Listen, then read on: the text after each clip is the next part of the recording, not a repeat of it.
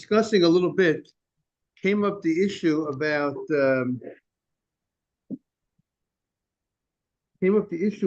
when you blow the shofar on Rosh Hashanah regarding spacing between the blows, between, let's say, Kia, Trua. Good morning, Adam. You say Tekiah, Trua, Tekiah. We spoke about what's the law regarding making a pause for a breath, regarding between each blow. So in Shulchan Aruch, it says the following. It says that when you blow the tekiah, if you blow the tekiah, morning, trua, tekiah in one breath, then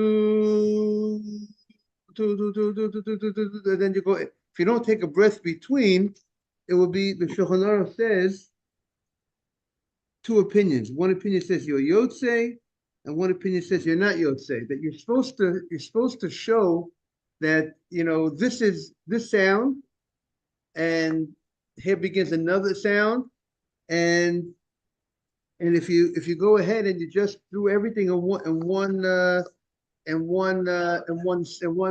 without any breath in between, then there's a concern that it might seem that it's not, each one is not as distinct.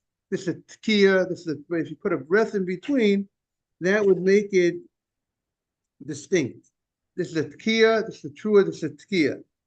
The question is, in halacha, what do you do when you blow a tekiah, shvarim, trua, tekiah? You do the tekiah is a long sound, and then you do the two. Now, what do you take what's the law regarding a breath between the shvarim and the trua? When you do so that's it. In Shulchan Aruch, there's a whole discussion exactly how the person who blows the shofar, there's Sephardi opinion, Ashkenaz opinion, a lot of different discussion how it should be done right. So if someone's blowing the shofar on Rosh Hashanah, they got to make sure they learn the laws of the shofar to make sure what is appropriate to be done. In the Yalkut Yosef, he writes, what does he say? He says, when you do the shvarim trua, two, some say you do not need to do it in one breath, and some say you need to do it in one breath. So there's a discussion how it's supposed to be done, and he says that a Yireh Shamayim, a God-fearing person, would do both opinions. That the first 30 blows, he would go ahead and he'd do it in one breath. He would do two,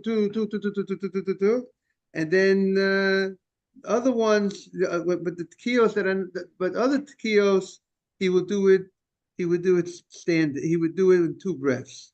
So there's a whole discussion exactly what's the appropriate way to. It's amazing to think about just how the shofar is blown. Whether you go ahead and you have a separate breath between the shvarim and the trua or not. So that's how it's done. What's the appropriate way? That's at least the Ashkenaz opinion is the Ramah, but we're not going to have to discuss that opinion now. So let's look at back to the Gemara on Nun Dalet Amar Aleph, 54a. 54a, 4 lines from the top. Erev Shabbat shebetoch hachas. So 54a, 1 in the art scroll. 54a1 would be on the first column, second paragraph from the bottom. We had what the Mishnah stated, that when they went to draw the water for the Simchat Beit HaShoeva, which we look forward to having again very soon with the building of the Beit HaMikdash, they're going to go ahead and they're going to go and do the mitzvah of pouring water on the Mizbeach every day of the every day of the holiday of Sukkot. And when they did that mitzvah of pouring water, they did it before when they were getting ready to go in the morning. They would blow the trumpets in honor of this great ceremony that's happening. So when they opened up the upper gate, when they were getting ready to go, they blew the trumpets, and they blew three sounds of the trumpets. They blew a tekiah, a trua, and a tekiah.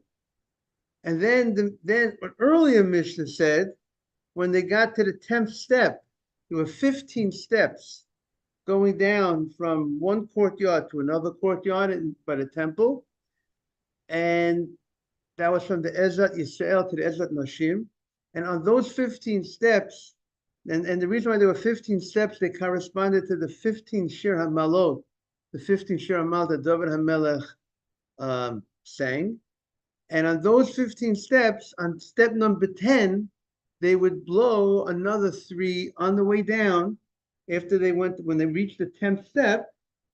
And the Gemara has a question, which was the 10th step? Is the 10th step after they went 10 steps, which is the 5th step from the bottom? 10th step means 10 steps from the bottom, which is 5 steps from the top.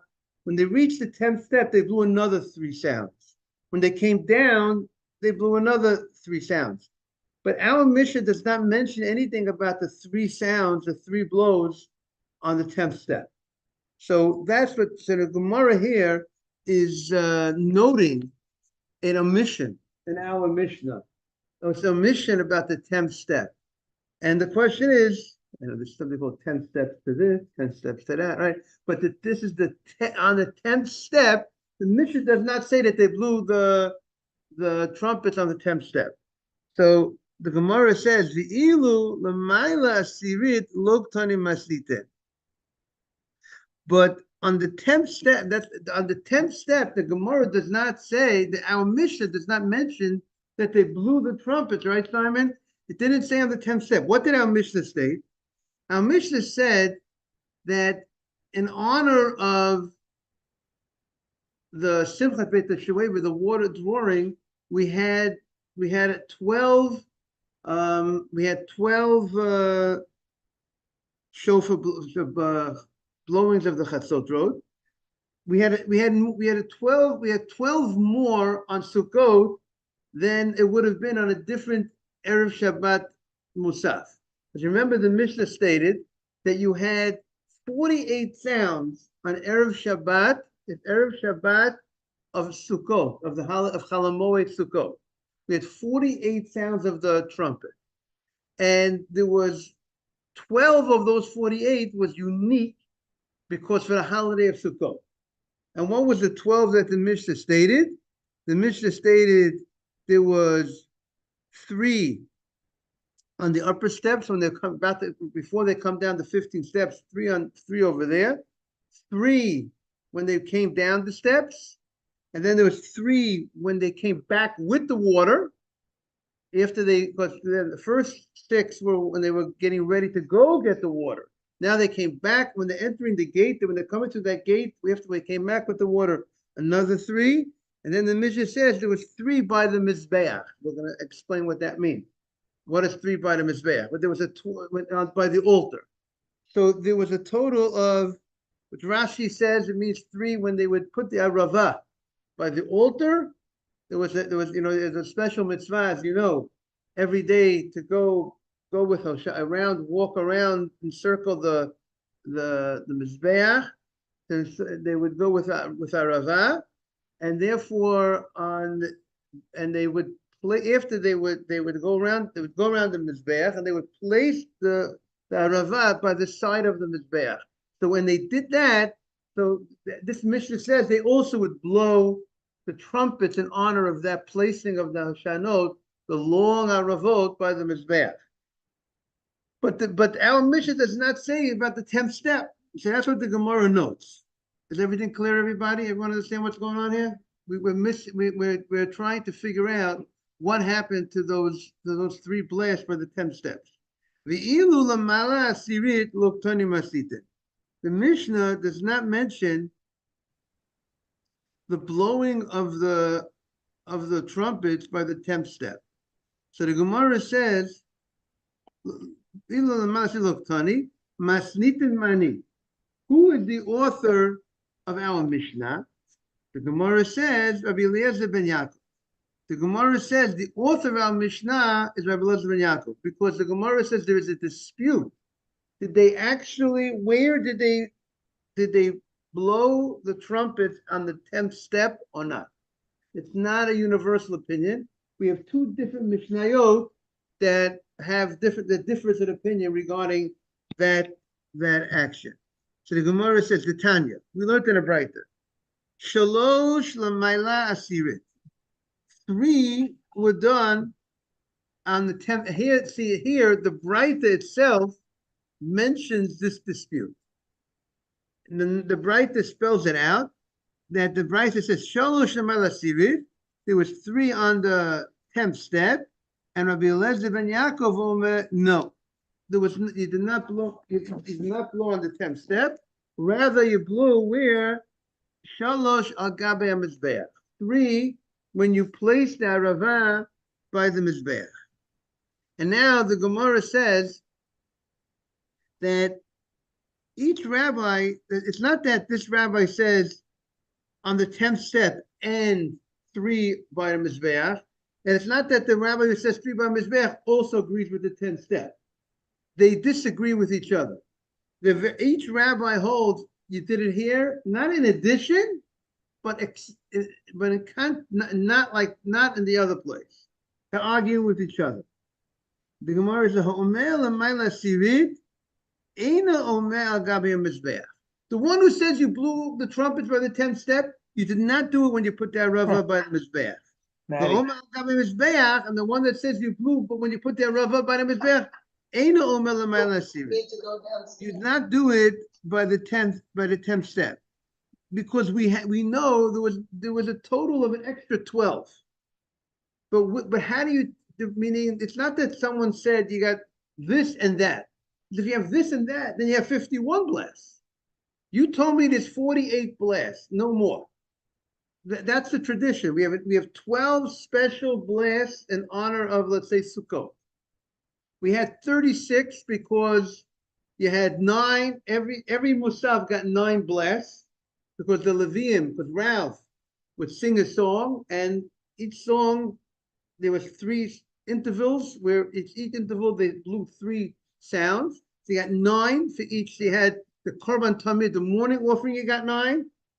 Because during when they poured the wine on the Mizbeach, by the morning offering, Ralph was singing.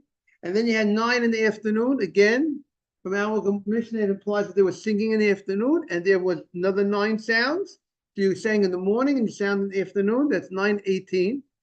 It's the holiday of Sukkot, Chalamoid Sukkot. We bring extra korbanot and musaf. We got another 9 on the deal. So we got, because you have a 9 for that musaf also, so you got 27. And then you got every day when the opening bell, not of the stock market, but the opening bell of the day is beginning, it's time for everybody to get to their places. Like I said, the Shari Torah bell in the yeshiva, everyone got to get to class.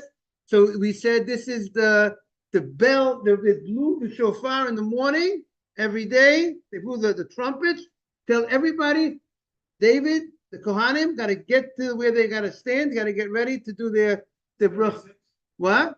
That's 36. That's 30. That's 30. Three different korbanos.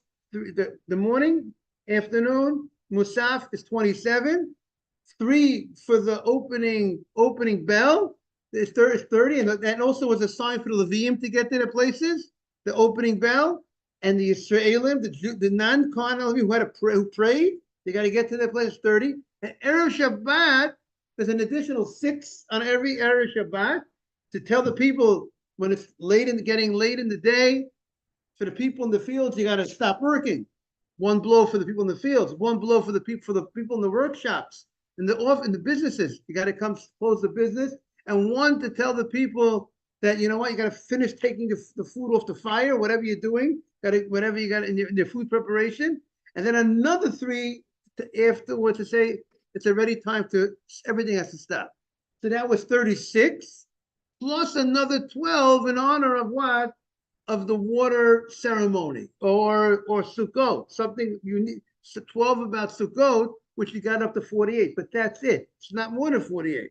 So therefore, if you're gonna count, and we said, and there was 9 that was undisputed, that was when you're leaving, when you're going from the top gate, when you're leaving the top gate to go for the water, to go down to leave, to get the water, there was 3 there. There was 3 when you came to the bottom of the 15 steps.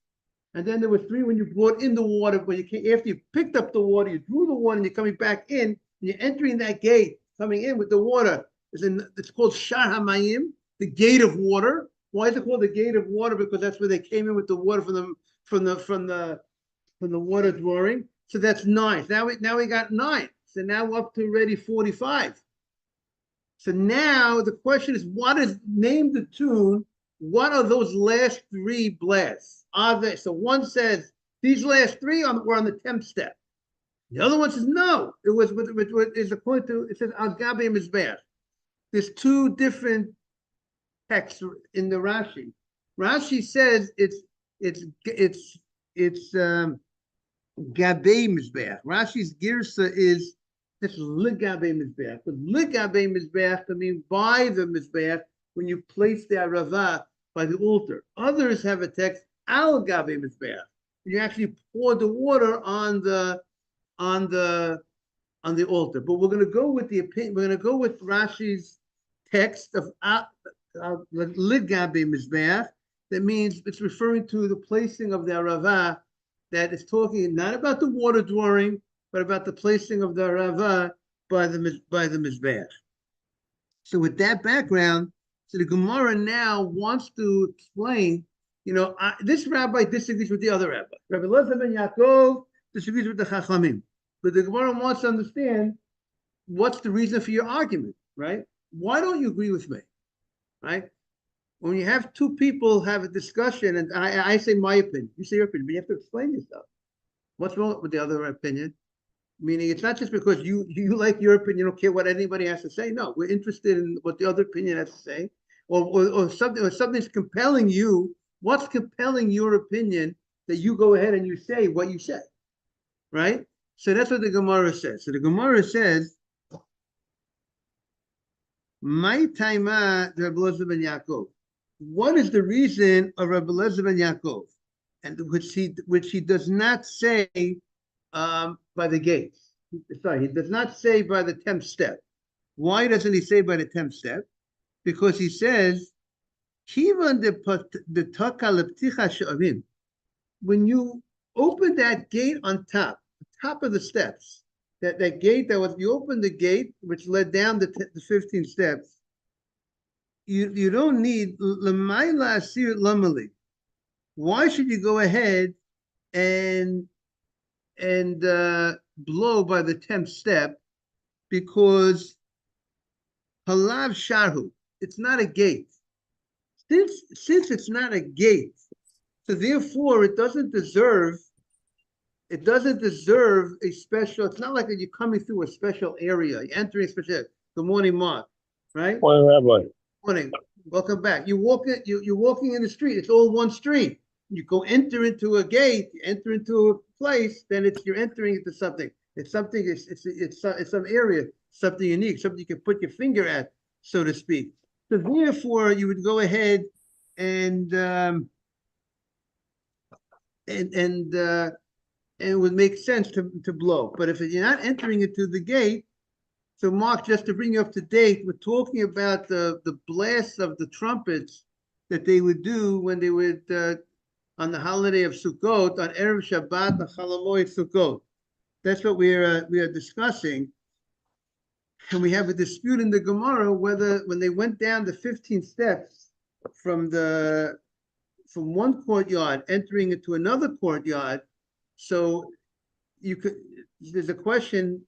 When they left the top gate, they blew the trumpets. The question is when they were walking down the steps on the 10th step, whether they blew the trumpet or not.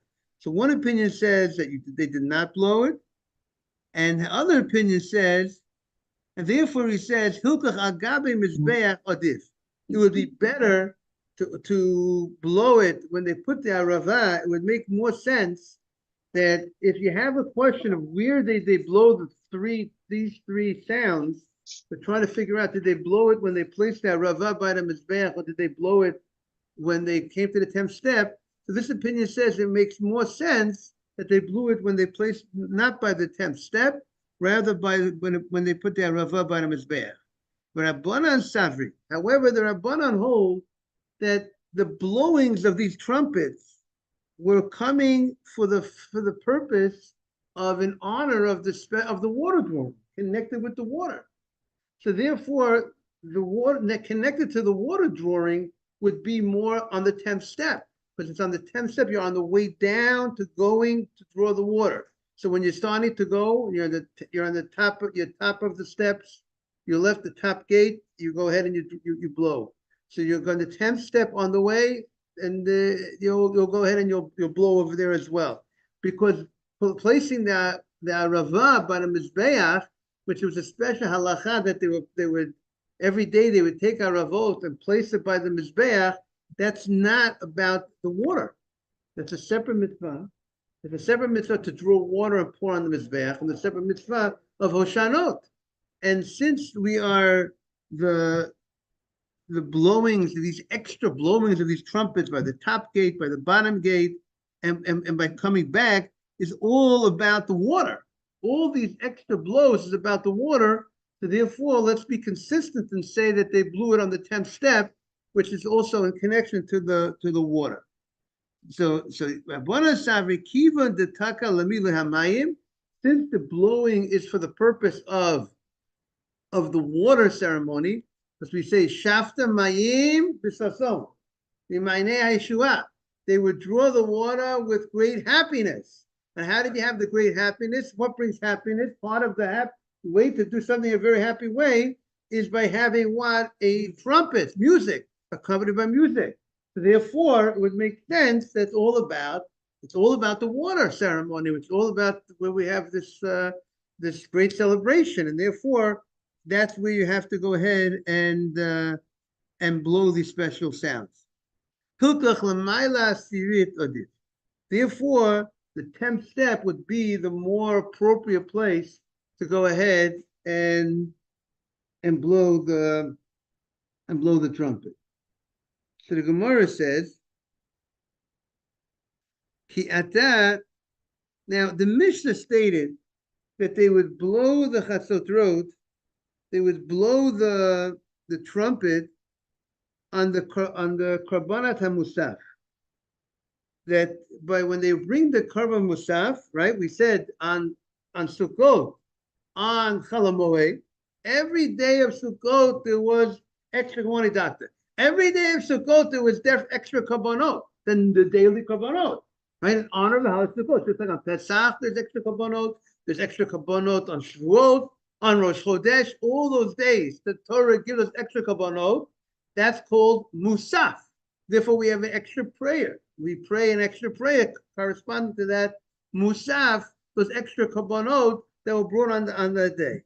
So the Mishnah stated that they blew because what happened was when you had the extra karban, you had the extra song of the Leviim.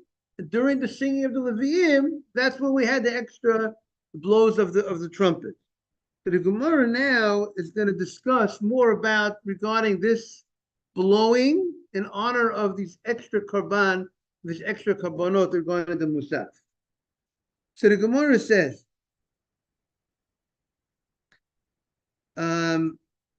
Ki asa Rav Acha Bachanina Midroma.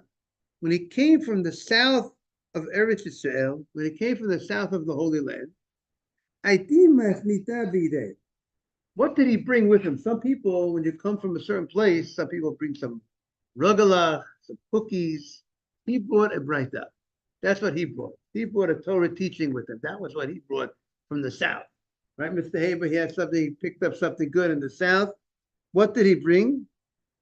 V'nei Aharon HaKohanim yitku b'chasotrot. We have the Kohanim, we have David Cohen and family. they're blowing the chasotrot. They are blowing these trumpets in honor of this of the korban. Of the korban, they're blowing these trumpets. There were two silver trumpets that they will be blowing. She'ein Talmud loma yitku. The pasuk, it seems, the Gemara is saying that the word yitku that they will blow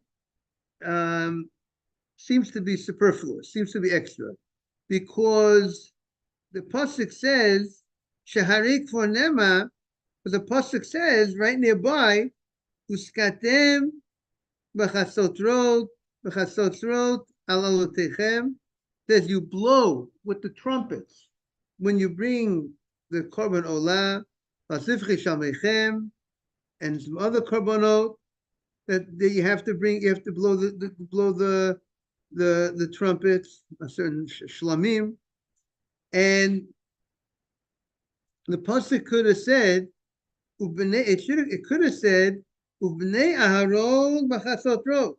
The pasuk could have just said, and the Bnei Aaron have the trumpets, and we know what they do. We know they are the ones that blow the trumpets, because you told me, you said in the pasuk that they blow the trumpet. So what do you got to tell me? And they blow. What do you have to tell me? Ma tamaloma. What's the pasuk saying? Yitku, that they blow. You could just tell me, Bnei Aaron. What's the language of the pasuk? The pasuk says. The pasuk could have just said Bnei Aaron b'chasotrot, and Bnei Aaron with the trumpets, because you told me what you're going to do with the trumpets. What do you do with the trumpets? You told me you blow the trumpets. So what do you have to tell me? What do you have to tell me again that they blow the trumpets? So telling you by telling this extra word yitku, lashakol lefi korbanot hamusafim token. It's all about how many korban musaf do you have. That means this opinion. Now, the question is, what does that mean? He's going to explain. It means if you have multiple korban musaf, if you have another musaf, you have multiple things happening on that day. So if you have multiple things happening on that day, let's say you have Shabbat and Yom Tov. Shabbat and Yom Tov, you have Yom Tov comes out on Shabbat, right? If Yom Tov comes out on Shabbat, you have extra korbanot, extra offerings in honor of Yom Tov, more than the regular day, and you have more extra korbanot in honor of the Shabbat, right? Every Shabbat has musaf. Every Yom Tov has musaf. But what happens when they both come together? Then today is Shabbat and it's Yom Tov. So I got double korbanot, right? I got double korbanot. So the fact that I have double korbanot, do I have double amount of blowing of the trumpets as well? Or do we just get the same amount of blows? So that's what the Gemara is going to elaborate on. And who tanilav, who amalav?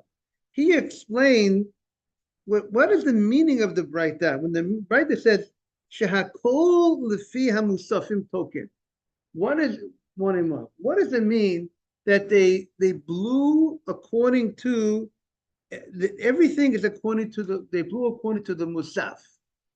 So what does it mean they blew according to the musaf? So who tanilav, who amalav?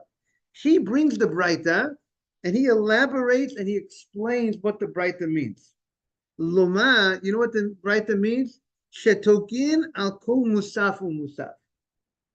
That you blow, the extra word yitku that you blow is telling us that you blow for every musaf. Every musaf, and therefore every musaf is going to get its own song, and every musaf will get its own song, and therefore during the song, each song will get 9 blows of the trumpet. That's what the Gemara, that's what he wants to explain. Shetokan akol musaf musaf. Now, the Gemara is going to challenge this ruling. What's going to be the challenge? Again, he understands the Braita that every musaf gets blows. Now, remember, our Mishnah says there's no day in the year you get more than 48 blows. Even though we got these 12 extra blows, let's say, on the holiday of Sukkot. Say it again. Okay, Yom Kippur, very good, but Yom Kippur is not going to get all the. They don't have these. It's not. It might not be Erev Shabbat, and Yom Kippur might not be. First of all, Yom Kippur is the shofar.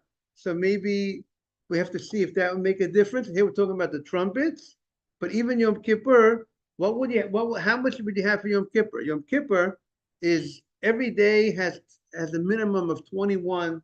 Yom Kippur would start off with 21, and then according to the Torah, you have on a Torah mitzvah you have 9 blows on Yom Kippur. The Torah says there's 3 truas that have to be blown. Okay, one second. Let me clarify. God bless you. Rosh Hashanah, you have the 9, right? Yom Kippur, you have just that one. The Yom Kippur on the Yovel is the only time they would blow. Again, you meant Rosh Hashanah, you meant Yom Kippur. If you meant Yom Kippur, you told me Yom Kippur, they blew on Yovel, the Jubilee year. We blow after Yom Kippur to note that the holiday is over, right? In a certain sense. You meant Rosh Hashanah. So we're gonna see. So we're gonna have to see. We're gonna do the math on Mark's Rosh Hashanah, because really you only have to blow 9 sounds at Rosh Hashanah. We blow 100 sounds. You're correct. We blow 100 sounds. But the day of Rosh Hashanah, according to the Torah, you would have to blow 9 sounds on Rosh Hashanah. A trua, a breaking sound, which is preceded with a tekiah and followed by a tekiah. We do tekiah, trua, tekiah. We don't know. The question is, what is a trua? What is a breaking sound? Some say a breaking sound is what we call trua. Some say a breaking sound is two. We call it shvarim. Some say the breaking sound you're supposed to blow is a combo, a two. So we do all of the above. But really, you only have to do 9 sounds. So you would get 9 sounds plus the 21 is 30, plus the extra karban would make it 39. So you're up to 39, and then maybe Erev Shabbat. If Erev Shabbat, but you don't have, it's not Erev Shabbat. So you only have so far up to 39. We didn't get up to 48. We got to pass 48. Well, we're up to. So we have. So far, we said the max is 48. So the Gemara says the following. The Gemara says, Tanan, we learned in our Mishnah, the Erev Shabbat, on Erev Shabbat, we are now on 54A2, right? 54A2. We learned Erev Shabbat, Shabbatoch Achad, Hayu Arba'im Ushmona. There were 48 blasts of the trumpet. The imita, and if it's true that they blew on every musaf, I found the case of 51. Where's 51? Litni Shabbat Shabbatoch Achad. Shabbat Shabbatoch Achad. Shabbat of Sukkot. So now let's understand Shabbat of Sukkot. Shabbat of Sukkot, you got a musaf for Shabbat and you got a musaf for Sukkot, correct? So you start, every day has 21. Every day has 21. Every day has a carbon, the carbon, the morning carbon, the afternoon carbon is 9 and 9 is 18. And the opening bell, when they open up the day, they another 3. So they blow, so you have 21. Plus now we got another 21 and 9. We got an honor of then we have Shabbat, and we got Shabbat, and it's also Sukkot. So we got another 18 as a result of that. So now we have so we got 39, and then we have another. The Gemara said we have another 12 in honor of the Simchat Beit HaShoeva. So let's see.